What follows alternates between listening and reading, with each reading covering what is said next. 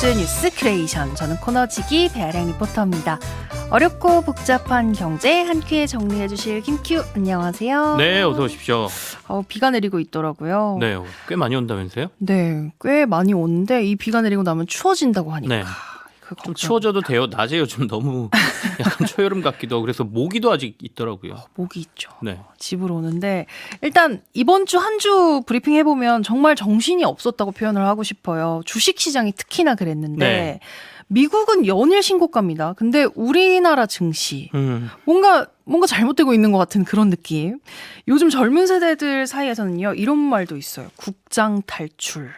이런 말 들어보셨어요? 맞습니다. 국장이란 게 이제 국내 증권 시장을 그쵸. 줄인 말이잖아요. 네. 국장에서 빨리 탈출해서 미장으로 가야 된다. 답은 미국 증시다. 뭐 이런 얘기들까지 나오고 있는데 이런 말 들을 때마다 조금 안타깝긴 합니다. 근데 현실을 보고 있으면 뭐 아까 말씀하신 대로 미국 증시 차트하고 그렇죠. 한국 증시 차트 이렇게 딱 보고 있으면 한국 증시에 남아 있는 게 바보처럼 느껴지죠. 그러니까 증권 시장이라는 게 어떤 분들에게는 괜히 돈 투자했다가 뭐 먹튀 자본도 있고 뭐 주가 조작도 있고 이래서 돈을 잃고 결국에는 손실만 보고 빠지는 뭐 부정적인 이미지를 갖고 계실 수도 있는데 사실 경제에서 주식시장은 자본주의의 꽃이라고 불리고요. 네. 기업들이 주식을 발행한다는 거는 투자금을 모은다는 얘기거든요. 그러니까 은행에서 만약에 투자금을 하려면 빌려야 되잖아요. 네. 이자나 이른바 비용이 드는 돈을 가져와야 되는데 주식시장에서는 그냥 투자를 해주는 거죠. 그러다 보니까 비용 없는 돈을 가져올 수 있어서 굉장히 기업 입장에서는 굉장히 좋은 수단이 될 수 있고요. 또 기업을 믿고 투자하는 사람들은 기업의 성장의 과실을 배당이나 주식 매매를 통해서 그 차익을 나눌 수 있는 곳이잖아요. 이를 바탕으로 국가 경제는 튼튼해지고 뭐 당연히 기업이 성장하고 더 커지면 이런 것들이 서로 배분되기 때문에 네. 자본주의 시스템의 기본이자 뭐 꽃이다 이렇게 불립니다. 그런데 이제 어찌됐건 국장 탈출이라는 말이 등장하는데 국내 시장 기반이 지금 너무 약해지는 것 같아서 조금 걱정이고요. 뭐 실제로 수치들을 말씀드리면 올해 코스피 지수가 좋을 때는 거의 한 2,900선까지도 갔었어요. 지난 네. 7월 초에 그랬거든요. 근데 이번 주에 2,400이 한때 깨졌으니까 많이 떨어졌죠. 그리고 코스닥은 더 심해서 올해 3월에 922선까지 올랐었는데 이번 주 속절없이 하락세를 이어가더니 700을 내주고 지금 680선에 있습니다. 아이고. 이번 한 주만 코스피는 5.63%가 하락했고요. 코스닥은 7.8%가 떨어졌으니까 미국이 물론 금요일하고 뭐 목요일 날 조금 조정을 받긴 했는데 트럼프 대통령 당선 이후에 강력한 상승세를 보였다는 점에서 그리고 1년 내내 계속 신고가를 보였다는 점에서 엄청나게 비교가 되고 있는 상황입니다. 좀 더 파고 들어가서 이야기해 볼까요? 네. 이 삼성전자 이야기를 빼놓을 수가 없는데 이번 주 중에 한때 4만전자라고까지 네. 불렸습니다. 어제는 조금 오르더라고요. 네, 어제는 조금 반등이 셌습니다. 그러니까 삼성전자를 저희가 주목하는 거는 삼성전자 좋아서 그러는 건 아니고요. 네. 우리나라 경제에서 차지하는 비중이 너무 커요. 그러니까 증시에서도 삼성전자가 전체 값어치를 더한 시가총액이 전체 증시 한 4분의 1 정도를 차지하거든요. 네. 이 얘기는 우리 경제에서 차지하는 비중이 삼성전자가 그 정도 된다는 거니까 어쨌든 삼성전자가 망가지면 우리 경제에 미치는 타격이 너무 큰 건 사실이거든요. 네. 말씀하신 대로 지난주에 5만 원이 깨지고 4만 원대까지 내려갔다가 어제 하루 7.21%가 올랐습니다. 말 그대로 좀 급등을 했어요. 이제 주가가 너무 낮아져서 사자는 사람들이 좀 몰렸다 이렇게 볼 수도 있지만 어제 발표된 삼성전자의 10조 원 규모의 자사주 매입 발표가 좀 영향을 많이 미쳤던 것 같아요. 자사주는 말 그대로 회사가 자기 주식을 가지고 있는 걸 말하거든요. 회사 돈으로 자기 주식을 사는 거예요. 주가가 빠지는 건 주가가 낮아졌음에도 불구하고 주식을 팔려고 하는 사람이 많아지기 때문에 주가는 내려가는 거거든요.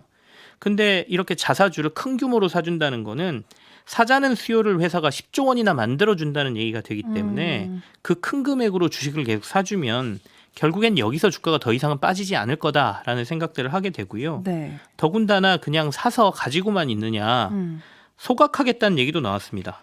일단 10조 원 중에 3조 원은 3개월 이내에 사들여서 모두 소각하겠다. 없앤다는 거예요. 그러니까 우리가 짠물이 있는데 그중에 일부를 증발해서 날아가면 그 짠물은 더 짜지겠죠. 그렇죠. 그건 이제 주식의 값어치라고 하거든요. 그러니까 일부를 사들여서 없앤다는 건 주식의 값어치를 높여주는 행위이기 때문에 이런 것들이 영향을 미친 거고요. 나머지 7조 원도 사들이고 난 뒤에 주주가치 제고를 위해서 활용하는 방안을 고민해서 다양한 전략을 내놓겠다라고 얘기를 했으니까 일단 전일 주가는 강력한 반등을 만들어냈다 이렇게 보여집니다.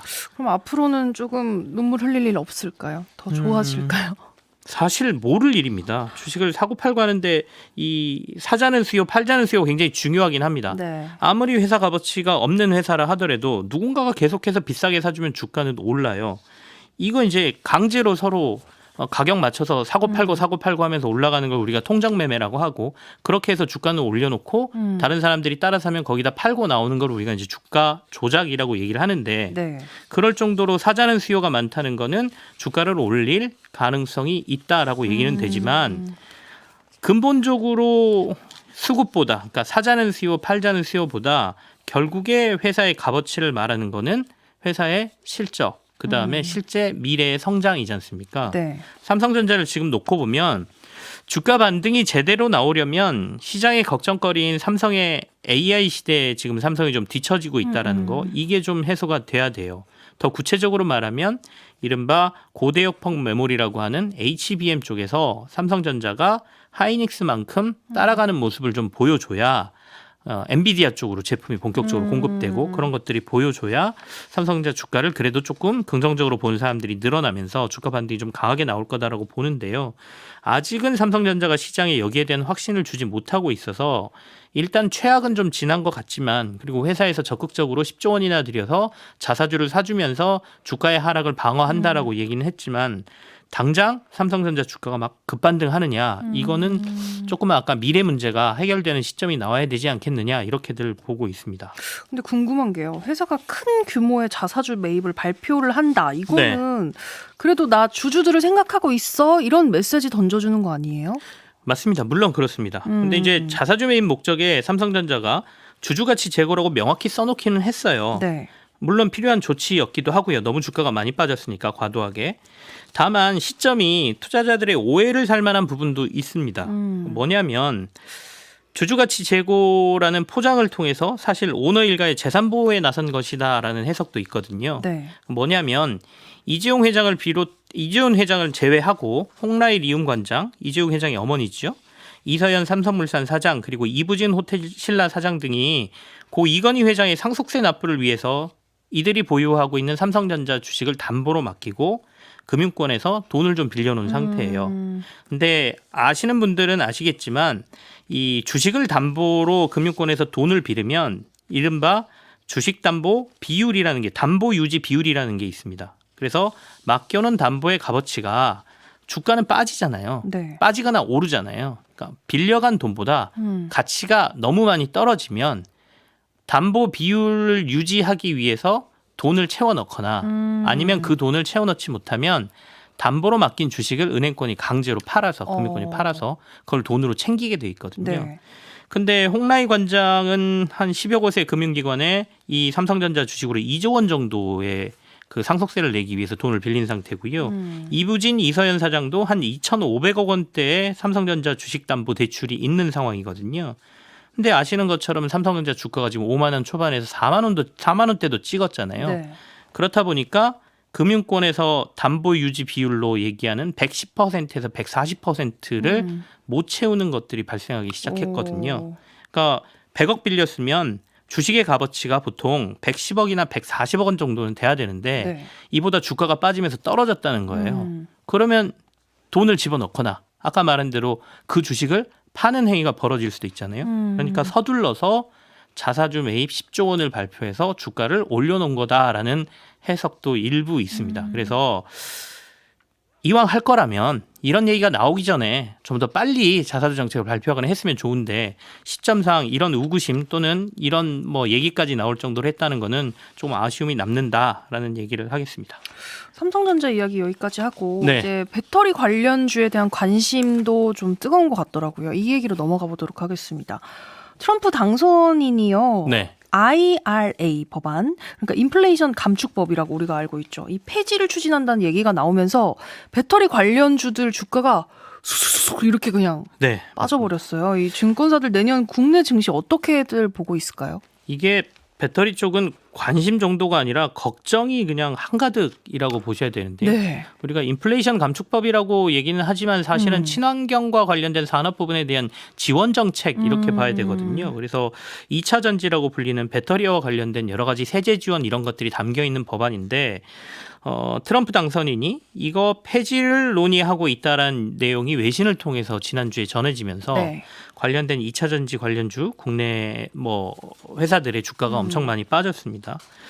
더군다나 이제 공화당이 앞서 저희가 국제정치 얘기하면서도 대통령 당선인부터 시작해서 상원과 하원 미국을 다 장악하는 이른바 레드 스윕을 해냄으로써 법안 폐지가 상원 하원을 거쳐야 되는 문제이긴 한데 공화당이 다 여기를 장악하고 있으니 이게 폐지되는 거 아니야라는 우려가 더 커지고는 있습니다. 다만 이제 해석은 여러 가지인데요. 폐지될 가능성이 높다라고 보는 부분도 있고 한편에서는 이른바 러스트벨트라고 하는 공화당 지지, 그러니까 트럼프 대통령을 지지한 곳들 지역이 대부분 자동차와 2차 전지 관련된 투자가 많이 이루어진 곳이기 때문에 네. 이 법안을 폐지하게 되면 자신의 텃밭이고 지지해준 데에 대한 일종의 배신으로 읽혀질 수도 있잖아요. 그래서 함부로 폐지하기는 힘들 것이다라는 얘기는 있는데 어떻게 됐든 간에 이런 불확실성이 생긴다는 것은 금융시장에서 좋아하지 않습니다. 그래서 항상 제가 금융시장과 증시는 불확실성을 제일 싫어한다라고 말씀드렸는데 네. IRA 법안 폐지와 관련된 불확실성이 커지니까 일단은 어떻게 될지 모르니까 내가 가지고 있는 주식을 팔고 나중에 정책이 결정되고 나면 다시 투자하든지 하겠다라는 생각들이 많은 것 같고요. 결론적으로는 2차 전지는 여전히 불안한 모습을 좀 보이고 있고 앞서 이제 내년 그러면 증시를 증권사들은 어떻게 보고 있냐라고 말씀 주셨는데 네. 전반적으로 국내 증권사들의 내년 증시 전망을 이렇게 분석해 보면 한마디로 상저하고입니다. 그러니까 상반기에 좀 안 좋고 하반기에는 회복될 거다 이렇게 보고 있고요.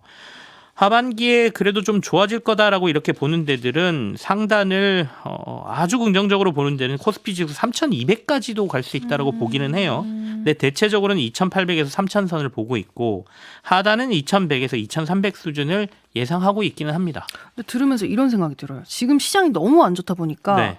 좀 긍정적으로 내다보는 거 아닌가 미래를. 사실 매년 연말에 증권사들의 증시 전망을 보면 네. 대부분 상저하고입니다. 약간 긍정적인 시각이 들어있다고 봐야 될 것 같고요. 네.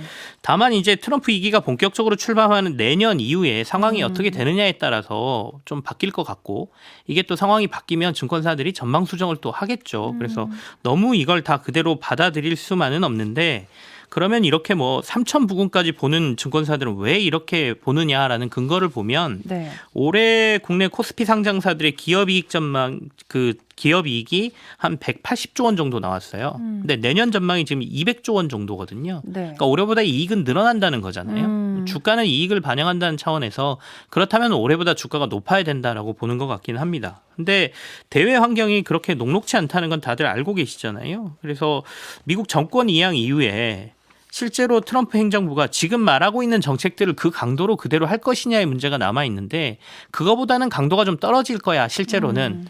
그래서 거기에서 우리가 찾아서 뭔가를 할 수 있는 것들이 있다 이렇게 조금 보고 있는 거죠. 김큐는 좀 더 불안하게 보시는지. 불안하고 긍정적인 걸 떠나서 정부의 인식은 조금 그 심각한 상황을 가지고 있어야 될 것 같습니다. 그러니까 국민들한테 메시지는 희망의 메시지를 던져야죠. 그리고 증권사는 당연히 긍정 회로를 돌리는 게 맞고요. 증권 시장에서는. 근데 정부는 현실 판단은 제대로 해야 된다는 생각이 들거든요. 며칠 전에 정광우 초대 금융위원장이 인터뷰를 통해서 이런 얘기를 했던데요. 어려운 항해 중인 배가 내부도 혼란스러운데 높은 파도까지 몰아치는 형국이다. 이게 지금 우리나라의 상황이라는 거예요. 네.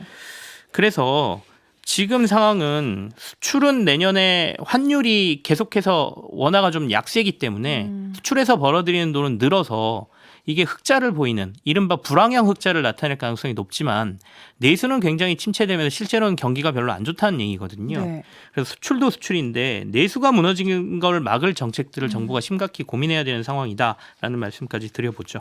오늘 여기까지 듣도록 하겠습니다. 전 다음 주에 또 궁금한 경제 이슈 들고 다시 찾아오도록 할게요. 네, 지금까지 배아량 리포터와 함께했습니다. 고맙습니다. 네, 감사합니다.